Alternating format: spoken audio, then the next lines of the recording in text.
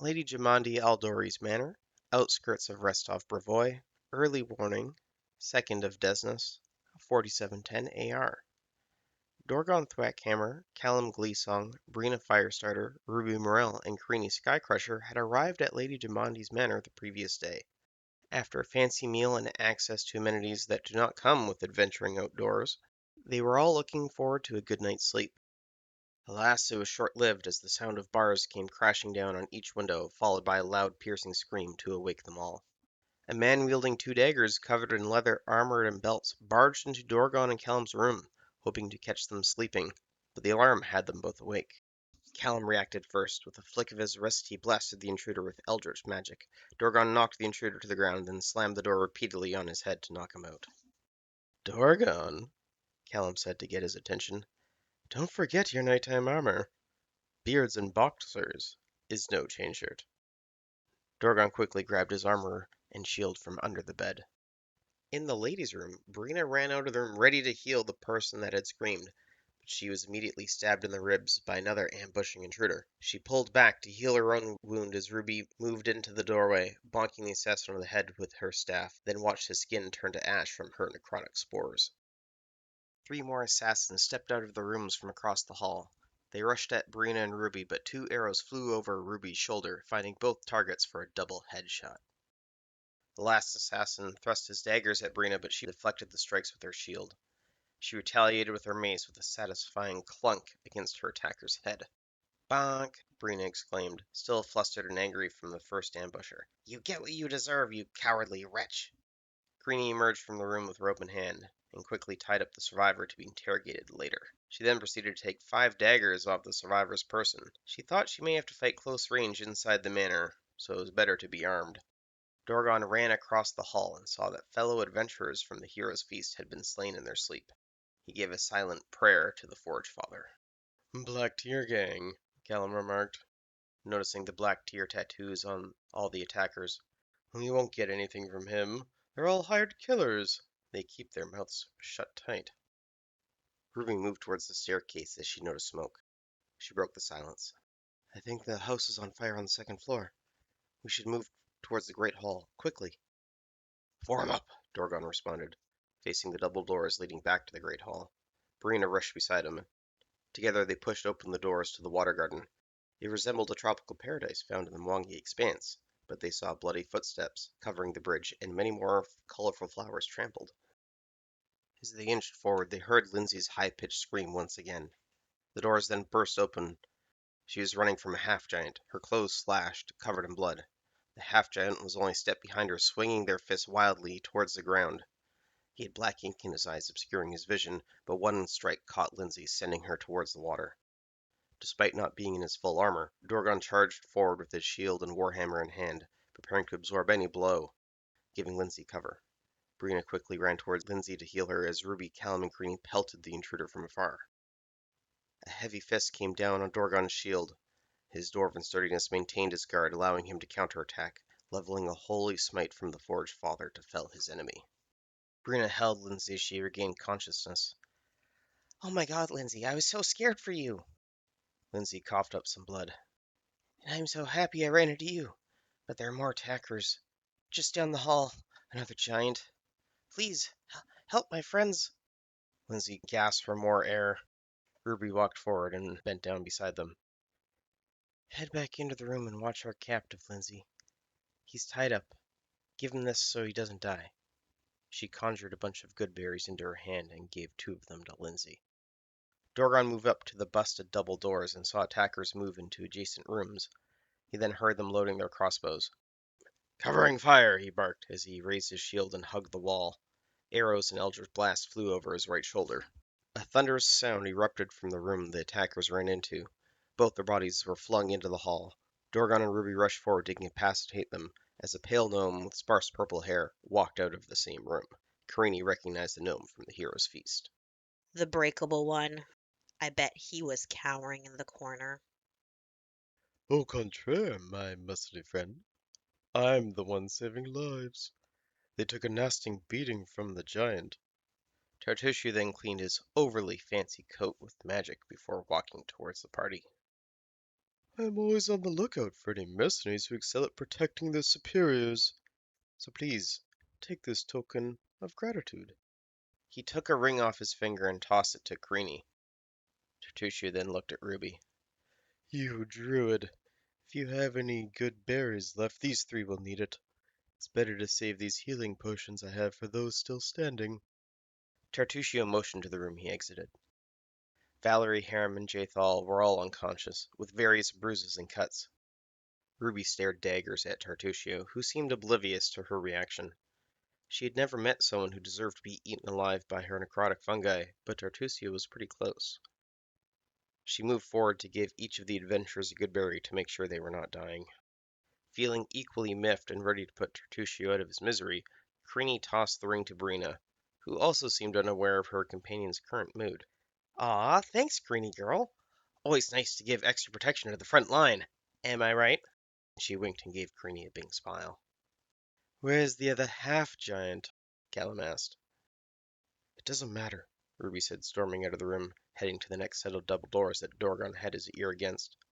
He was listening to the other side when he heard Ruby striding forward. Dorgon waved his hands to try and get Ruby to stop, but it was not sufficient. Two heavy footsteps echoed from behind the doors, then a slam as the doors came falling off, one flying towards the party and the other one falling on Dorgon. The half-giant stepped on the door, pinning Dorgon to the ground, throwing punches at Ruby, but her necromantic spores protected her. Two crossbow bolts followed, piercing her veil as Ruby fell to one knee, bleeding. Brina immediately blessed the big damage dealers in the back with a divine prayer. Kirini peppered the big guy's torso, while Tertuccio and Callum blasted the ranged assassins. Ruby, covered in her own blood, stared up at the half-giant, readying another pummel attack. Then a bright divine flash blinded her. The brute stumbled, clutching his heart, then collapsed backwards on one of the assassins. She saw that Dorgon stabbed the giant in the pinky toe, channeling another divine smite of the Forge Father. Door, be gone, Dorgon grunted as he tried to push the door off him. Callum chuckled at the irony of the situation as he and Brina pulled him free. More shouting and footsteps were then heard on the other side of the last set of doors leading to the Great Hall. Kirini notched another arrow and Ruby recast her necrotic veil of spores, both of them ready for more fighting. A voice shouted from the other side. Identify yourselves or be prepared to be put down. Callum covered Dorgon's mouth before he could reply. We are but simple adventurers that attended the hero's feast at invitation of Lady Jamandi Eldori. Each invitation came with a small wood carving of an Eldori dueling sword. Muffled deliberation took place, then a response. Then enter the great hall, hands up and weapons down. Dorgon swatted Callum's hand away. Don't touch the beard! He then moved forward, pushing the doors open. Standing in the great hall were 5 house guards, 2 standing behind a flipped ornate table with crossbows aimed and ready. Lady Jamandi's captain of the house guard, Ivenzi, was leading the group and recognized Dorgon from the hero's feast. Excellent. Some adventurers that are still alive. Are there any more of you down there? There's one prisoner. A scared halfling with red hair is watching him. We think there is a fire on the 2nd floor in that area. 3 others just down the hall, Dorgon reported. Ivenzi motioned 3 guards to move past and secure the area before the smoke and fire got worse. A guard's voice echoed near the outside entrance to the great hall. Captain, reports that there's another attack coming from the outside. Captain Ivenzi turned from Dorgon and ran back to the guard. Walking into the great hall, it was hard for the party to imagine what it looked like mere hours ago. 3 of the long tables were turned on their sides and pushed against the large entry doors to the south, forming a minor barricade. Dishes, broken goblets, and bloody stains marred the floor while more than a dozen bodies rested against the east wall. Tapestries were slashed and singed, one was stuffed along the bottom of the west wing doors, preventing smoke from coming through. Dorgon, Callum, Kirini, Brina, Ruby, and Tertuccio hustled towards Captain Ivenzi, who was berating a guard. You dolt! I ordered you not to waste water on the curtains in here, and now we can't get past the fire to save Lady Jamandi. Fine tapestry means nothing if there's no lady of the house, Ivenzi barked. Brina, who had not lost her bright smile the entire night, raised her hand. Ooh, I can put out that fire. Then we can save Lady Jamandi. You certainly are the right person for the job, Miss Firestarter, Callum quipped. Ruby let out a loud snort, and Brina started laughing. Captain, another half-giant is approaching. Ivenzi looked caught out of his pay grade between 2 obligations to the lady of his house and his men. Tartusio spoke up. You five go ahead and save the lady. These guards will need my help. He turned to Ivenzi and tossed 3 healing potions. Now if you're good at your job, funnel them to me, and don't die. Though not liking Tartusio one bit, Dorgon thought at least this was a plan. Heal up and move, he ordered as he applied his lay on hands ability to his wounds. Just so you know, I really won't be able to heal many more people if I put out the fires, Brina added. Potions then. Ruby, drink up. Save the potion. My spores will protect me. We may need it for somebody else who needs it. Ruby moved her hands around her staff, and a thin veil of spores surrounded her again. She then conjured more good berries, handing out 2 to everyone. As the party was moving to the next objective, Kirini glanced back at Tartusio, who was barking orders to Ivenzi and the other guards. Why would the sniveling gnome pass up the chance to impress Lady Jamandi? Something was off, and she didn't like it. Far beyond the western wing doors, the fire was spreading, and a thick smoke obscured vision in the hallway. Brina clutched her spiral pendant in one hand and poured some water out of her flask in the other. She whispered a quick prayer to summon a rain cloud in the smoke-filled hallway. It cleared, and the fire gave way to the rain, but the smell of charred bodies lingered. She was the first to see the victims of the Black Tier gang's assault and arson. She took a moment to ask the Lady of Graves to judge with mercy and empathy. Then, turning to her friends as tears ran down her eyes, she said, Okay, everyone, let's keep moving. We can't let them get away with this. At the end of the hall, they found Lady Jamandi's gallery. Many pieces were slashed and stained with blood. The wall had a deep cut made by no normal sword, signaling that there was more half-giants this way. Ruby's elven ears heard mumbling coming from the connected closed doors and motioned Dorgon to be ready for a breach. Kirini and Callum took up position behind him. Dorgon bashed the door open with his warhammer. 3 Black Tier members were in the room, which appeared to be an armory. 2 of them were standing over a subdued Emiri, one of them holding a knife to a throat, but they were all surprised. An arrow and eldritch bolt blasted the one assassin near the door. Ruby raced in and thorn whipped the dagger away from Emiri's throat, who in turn kicked the legs out from her attacker and repeatedly kicked him in the head. Ruby shouted at the last attacker, Where's Jamandi? Her piercing gaze conveyed to the attacker that she had no qualms about ending them on the spot. The Black Tier member fumbled his words out of fear as Ruby's spores had begun to eat his skin. Callum rushed forward and knocked the assassin out. Interrogations later, heroic opportunity now. He bent down to ruffle through the coat of the unconscious assassin. Nothing, drat. 2 more healing draughts here. Ruby, you have to drink one now, Brina scolded her. Emiri spoke as Dorgon untied her. Huh, I guess that you, and you would have died in the ambush. She nodded at Callum, Brina, and Ruby. And not this stubborn dwarf? Callum asked. He can break you, frail elf. Emiri stood up and grabbed a longsword lying on the ground. Another group of assassins and 2 giants walked past. They have my sword. We got to hurry and leave the one carrying my sword to me. Her eyes narrowed. Kirini recognized the sign of a hunter. Those giants don't stand a chance against your muscles. Kirini jested. Looking right at her with burning rage in her eyes and oblivious to Kirini's attempt at flattery, Emiri replied, Exactly. Hoping for the last time tonight, Dorgon prepared for another breach. He tried the handle. It was unlocked but not moving. Barricaded. Callum, support! Dorgon swung his warhammer against the door as Callum blasted it with force magic. The doors barely moved. Then a scream from behind. For Gorum!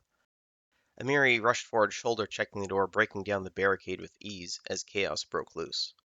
Emiri charged into the room, aiming for the 2 attackers positioned behind a flipped table, but 2 crossbow bolts struck her and she collapsed to the ground. Stop toying around and kill the... An arrow struck the assassin speaking in the head before he could finish his phrase. There was no coordination this time from the heroes, so they followed Emiri's lead. There were hostages in the corner being threatened by 1 thug. Lady Jamandi was dueling 2 half-giants in the recessed training area, doing her best to avoid their attacks, and one of the half-giants was wielding Emiri's giant-sized sword. Brina used her final spell to heal Emiri. Dorgon and Ruby took separate paths encircling the dueling pit. Callum cast Hold Person on the assassin by the house servants and inspired Kirini with his battle music, whose arrow struck the thug in the corner. After bashing through another thug, Dorgon engaged the Black Tier leader. She was not wearing the same armor as the others, and she wielded a large great axe. There were considerable more tier tattoos on her left cheek. Dorgon's warhammer made contact with her core, channeling his last divine smite, but she did not crumble like the others. She counterattacked with her great axe, her reckless swings connecting with Dorgon's right side, cutting through his bedtime armor. He coughed up blood, staining his beard, crumbling to his knees. The leader pulled her axe back for a killing blow, but she missed. Enraged, she looked over at a frilly, pompous bard playing his flute, purposefully off-key, distracting her. Then an arrow and shining light struck the gang leader in her momentary daze, knocking her to the ground. Ruby thorn-whipped another attacker into the pit, who was immediately stepped on by the half-giant struggling to keep up with Lady Jamandi's speed. She danced around them, her Eldori dueling sword ablaze in blue fire. Jamandi was elegant and deadly, parrying attacks with her dueling sword. Once she realized that her house staff were safe, she moved from defense to offense. One sliced to the giant's leg, another to the throat as it fell. She jumped off the body, flipped over the other, with a perfect flurry of her sword to leave the second giant gasping for air. For Kirini, it was like watching art. She reached down to pull Lady Jamande out of the pit. "Thanks for the assist. I wasn't sure what I was going to do to save their lives," Jamandi said, grabbing Kirini's extended hand. It looked like Jamandi did not even have one scratch on her. Kirini flexed her muscles, her standard icebreaker, but Jamandi did not seem to pay attention. "It's all safe now, Lady Jamandi. We put out the fire and sent the other attackers to a meeting with the Lady of Graves for what they did," Brina said as she ran to Dorgon, giving him the last healing potion. "Brilliant. In that case, everyone head to the Great Hall. We'll gather there. It is best to have strength in numbers tonight." Greenie noticed that Lady Jamandi's blade was still burning blue. Jamandi also noticed that Greenie was staring, and she grinned. "Rewards later. Safety of everyone else first." As everyone returned to the Great Hall, they did not hear any sound of combat, but cheering. A dead giant could be found laying on the ground, with many guards and adventurers cheering on Tartusio. Lady Jamandi moved towards Ivenzi, and then addressed everyone. "Do not let this underhanded ambush deter you, heroes. A runner has been sent to Restov for further aid and supplies, and in the morning we will meet so that you may receive your charter." Callum noticed that Jathal, Valerie, Lindsay, and Harem were around Tartusio, praising his apparent heroics. At that point, Callum realized the game Tartusio was playing. He was gathering allies, setting stage after stage to appear as the hero, offering to protect Lady Jamandi's guards. It was all for show to get his name on a charter. Callum turned to Kirini, dropping his usual flamboyant tone. "Kirini, go talk to that barbarian woman again. We should recruit her to join us. I wager she likes you." To Callum, it was better to have a heavy-hitting frontline companion than having them join a potential rival. Amiri is loud and fierce, perfect at drawing attention, therefore keeping him safe and unnoticed by monsters and bandits alike. To Kirini's surprise, Amiri was happy to join them, even though she thought Kirini was a bit of a coward using a longbow. But Amiri respected her strength and survival instincts. The house staff started passing out blankets and pillows as an uneasy peace set in. Dorgon organized a watch party so at least 2 people were always awake, as everyone tried to get a few hours of sleep. Late morning the next day. Outside Lady Jamandi's office room, Dorgon, Callum, Brina, Ruby, and Kirini were waiting for their group's turn to receive their charter from Lady Jamandi, whom Brina affectionately dubbed Lady J. Callum had offered their new friend Amiri to join them for the signing, but Amiri chose to remain in the Great Hall eating and resting. In her own words, she is not a details person and not interested in politics. When the doors opened, Valerie, Lindsay, Harem, Jathal, and Tartusio walked out, concluding their group's meeting. Tartusio tucked a piece of parchment into his cloak and smirked at the heroes as they passed by. Brina waved at Lindsay and Jathal. "How'd it go? Will we get to be neighbors? Maybe we could travel together." Jathal ignored her. Lindsay waved back, but her lack of enthusiasm was noticeable. Ruby leaned next to Kirini. They said something to Lady J, and by they, I mean Tartuccio. His mouth is full of poison words. I could eliminate the problem at night, and no one would notice. Kirini suggested while a guard motioned for the group to enter the office. Much like other parts of the manor damaged by fire, Lady Jamondi's office was mostly ruined. The smell of burnt wood was still in the air.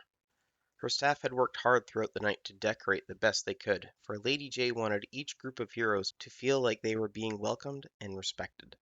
She was standing over a large table with a map of the region spread out. Little wooden figurines representing different factions were spread over the map to weigh it down. As the party approached, Jamondi handed a scroll to an aide, who then left the office. 2 guards remained in the room as the doors closed. Lady J looked at the party with a warm but tired smile. I want to thank all of you again for risking your lives to save my staff. The courage, gumption, and skill you displayed will take you far, I am sure of that. I will be forever in your debt, as someone clearly did not want these charters to be handed out. They likely have their own interests in the stolen lands. But before I present you with your charter, are any of you from or know the history of the stolen lands? Greenie spoke up. I'm from a small village in the Hooktongue Slough area. It's not great, but it's home. I know the Gnarl Marshes came under purple fog a few years back. Trade kind of stopped, so I left. Callum noticed Jamondi's body language was receptive to Karini's story, so he decided to share as well. My family is from the Torlevanese Mountains, but I have been away for many, many years. Marvelous, Jamonde said with a hint of surprise. So the two of you know the region and the untapped treasures it holds. Let me provide the rest of you with the recent history. She leaned off the map of the stolen lands and picked up a long, burnt stick, tapping it along the map as she spoke. 10 years ago, a man united many bandit factions around Tuskwata Lake and the Greenbelt. He took the title the Stag Lord, and many traders heading through the area faced protection fees or were robbed. As extortionist as his policies were, the Stag Lord did not block trade and kept things stable until about 2 years ago. Merchants and hunters reported a purple fog coming from the Nile Marches in Tuskwata Lake, effectively severing southern trade with Mivon. More bandit gangs started appearing in the Greenbelt and competing for the Stag Lord's favor, adding further danger and fees for well-meaning traders. Jamondi paused to take a breath, allowing Dorgon to sneak in a question. Is our job to take out the Stag Lord, and would that be the region where we would receive your support to settle? You are correct on both questions, Master Thwackhammer. The group that brings the Stag Lord's helm and solves the mystery of the purple fog will secure Restov's financial support to settle the Green Belt, with an added focus on securing trade routes. Jamondi then unrolled 2 pieces of parchment in front of the group. These contracts are copies of each other, one for your party and one for House Aldori. Callum picked one up and started looking it over, casting Detect Magic on it to be safe. Ruby piped up. The first group? Jamondi's posture changed from welcoming to serious. That is a recent change due to unforeseen events of last night. My staff discovered that a number of supplies, let's say, were used in defense of the manor. Some of those supplies are valuable and still missing. Have any of you seen a ring branded with the Eldori seal? The party looked confused, but Callum finally figured out Tartuccio's plan. We did use some healing potions we found, and may agree were important to the outcome of the attack. We were also given a ring of protection found by Tartuccio. He tried to nudge Verena standing beside him, but her lack of subtlety showed with the slow motion shock on her face. Oh, no, no, no, no, no, no, no. That ring? It does not have an Eldori insignia on it. She pulled it off her ring finger only to see the Eldori mark on it. That wasn't there before, she stated with anger in her voice. She tossed it on the table for Jamondi to inspect. And we are not petty thieves, Dorgon added. Greenie and Ruby were about to chime in, but Jamondi held up her hands. The reason there are 2 groups is because there's incomplete information. Tartuccio saved a number of my guards and notified them of an empty safe. This ring was also not offered back immediately. She paused and raised an eyebrow, looking at Verena. She continued. The 2 groups are given the same quest. Bring the Staglord's helm and deal with the purple fog hampering trade. You'll be given separate starting routes in the region to avoid conflict between parties, and both groups are instructed not to fight each other. This diplomatic approach will give me enough time to do a proper investigation. I am not accusing anyone of insincere motives, but these are the final terms for your charter. A brief silence hung over the room before Dorgon grabbed the parchment Callum was holding onto and then signed both of them. One by one, the others followed. A sense of relief came over Jamandi, and she permitted a smile. I am happy we could come to this agreement. Your first destination is Oleg's trading post, and the other group is following the Shrike River here. Hanestrelev is heading west, and Megavan to the south. Each contract has everyone committing to opposing banditry and unlawful behavior. Any questions? At this point, Brina's anger had subsided to remorse. I just want to apologize again.